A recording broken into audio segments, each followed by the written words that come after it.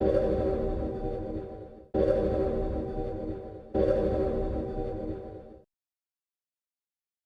a todos, soy el original Ninja Agente Dragon. Después de una semana inactivo he vuelto con Oddparts, objetos perdidos en el tiempo, o artefactos fuera de lugar. Los Oddparts son artefactos que por algún motivo o circunstancia no concuerda con la época.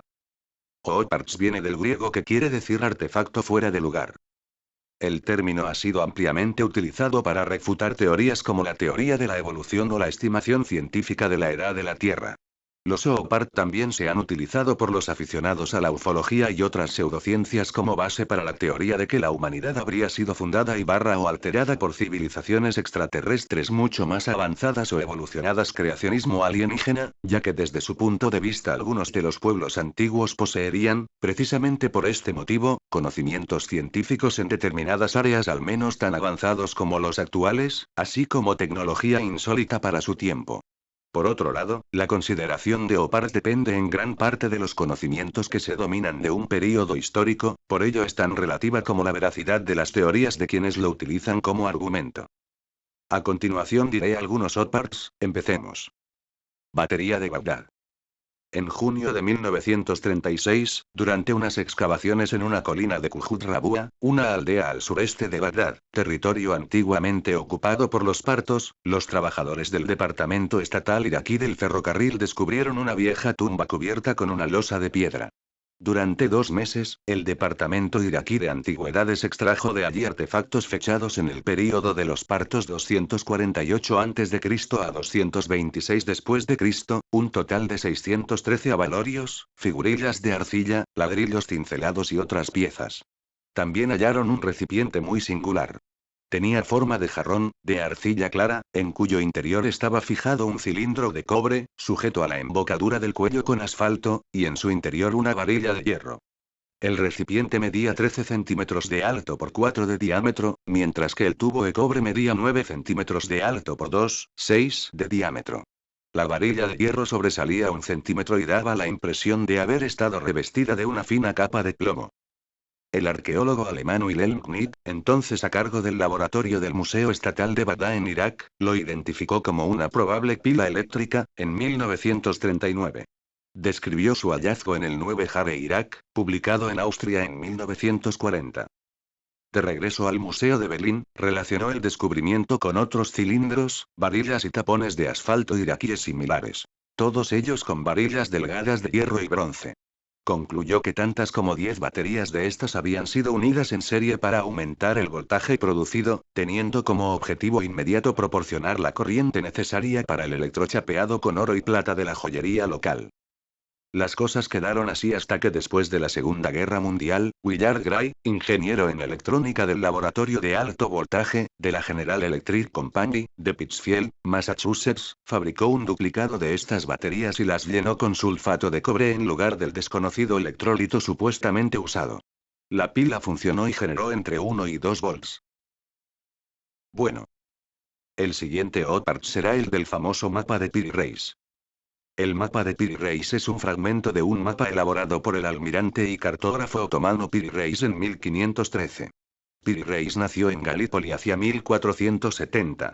Sobrino de un célebre corsario, Kemal Reis, desde muy joven acompañó a su tío en sus correrías marinas, participando en las campañas navales contra Venecia y en la conquista de la isla de Rodas en 1523.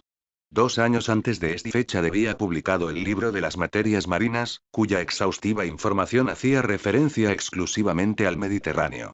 Una nueva versión ampliada, dedicada al sultán Suleimán, concluyó en 1526, con una dedicatoria en verso en la que contaba la historia de un astrónomo que se llamaba Colón.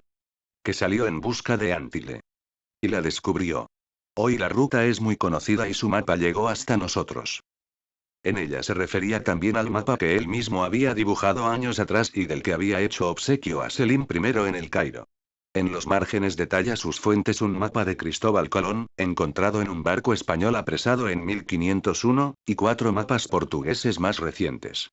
Además contó con los informes de un marino que había participado en los primeros viajes colombinos, posteriormente capturado por su tío, que lo había hecho su esclavo. Por contener aparentes representaciones de tierras entonces desconocidas y a raíz de los propios escritos de Reis indicando que otras de sus fuentes habían sido los antiguos reyes del mar, ha suscitado gran interés como enigma. Es, por otro lado, el mejor testimonio de los mapas que dibujó Colón de las tierras por él descubiertas, de los que tan solo se ha conservado un pequeño boceto del norte de la Española. El original se conserva en el Museo Topkapı Sarayı de Estambul, donde se localizó en 1929, pero no suele estar expuesto al público.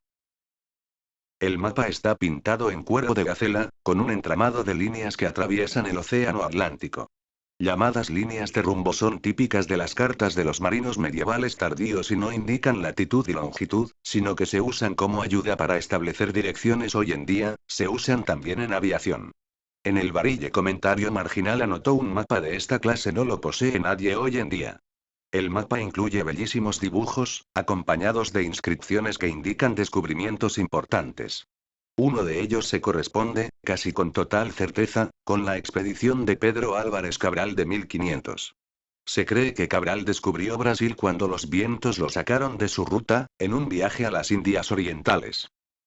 La península ibérica y la costa de África Occidental están dibujadas con mucho cuidado, casi como en las cartas portulanas. Es frecuente que reciba el nombre de Portulano, a pesar de que no lo sea estricto sensu. Muchos de los nombres de estas regiones se dan en turco, sin transliterar del castellano o el portugués. En lo alto del mapa hay un barco anclado junto a un pez, con dos personas sobre su lomo, una clara referencia a la leyenda medieval de San Brandán de Irlanda. Como está copiado cuidadosamente de uno de sus mapas fuente, evidencia que al menos uno de los mapamundis mencionados por Piri Reis era una producción europea medieval y no un mapa de los antiguos reyes del mar. El siguiente OPART será el del mecanismo de Anticitera. El mecanismo de Anticitera es una calculadora mecánica antigua diseñada para el cálculo de la posición del Sol, la Luna, y algunos planetas, permitiendo predecir eclipses. Fue descubierto en los restos de un naufragio cerca de la isla griega de Anticitera, entre Citera y Creta, y se cree que data del 87 a.C. Es uno de los primeros mecanismos de engranajes conocido, y se diseñó para seguir el movimiento de los cuerpos celestes. De acuerdo con las reconstrucciones realizadas, se trata de un mecanismo que usa engranajes diferenciales, lo cual es sorprendente dado que los primeros casos conocidos hasta su descubrimiento datan del siglo XVI. De acuerdo con los estudios iniciales llevados a cabo por el historiador Derek J. de Soya Price 1922-1983, el dispositivo era una computadora astronómica capaz de predecir las posiciones del Sol y de la Luna en el zodíaco, aunque estudios posteriores sugieren que el dispositivo era bastante más inteligente. Empleando técnicas de tomografía lineal, Michael Wright, especialista en ingeniería mecánica del Museo de Ciencia de Londres, ha realizado un nuevo estudio del artefacto.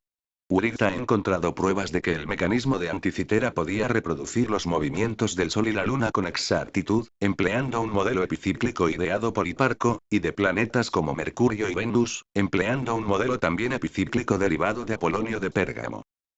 No obstante, se sospecha que parte del mecanismo podría haberse perdido, y que estos engranajes adicionales podrían haber representado los movimientos de los otros tres planetas conocidos en la época: Marte, Júpiter y Saturno. Es decir, que habría predicho, con un grado apreciable de precisión, las posiciones de todos los cuerpos celestes conocidos en la época. El siguiente y creo que el último será las líneas de Nazca.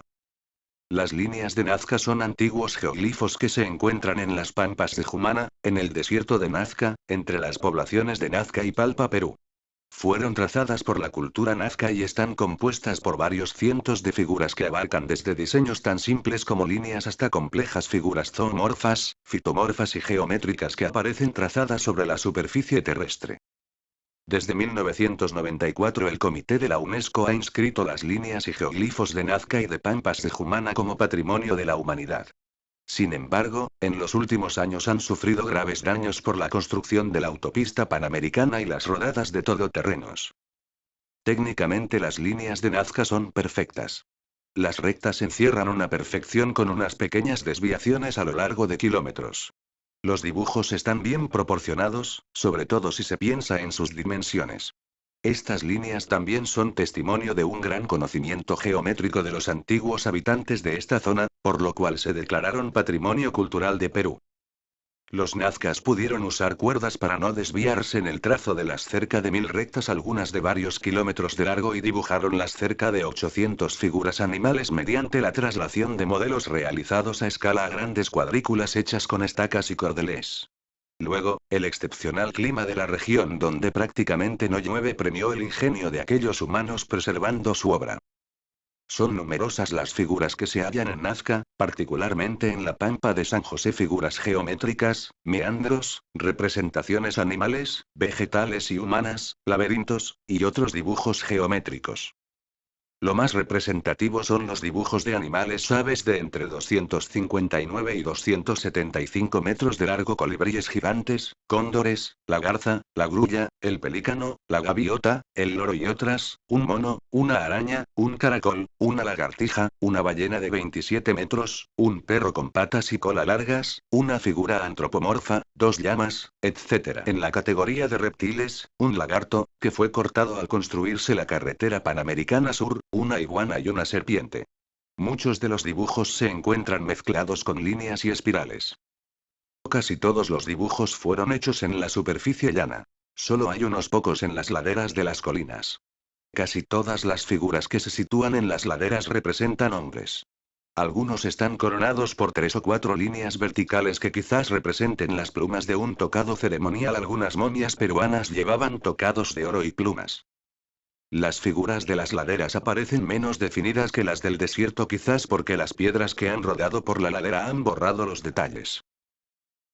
Bueno amigos, esto ha sido todo, espero que les haya gustado. Se despide su amigo Ninja Agente Dragon.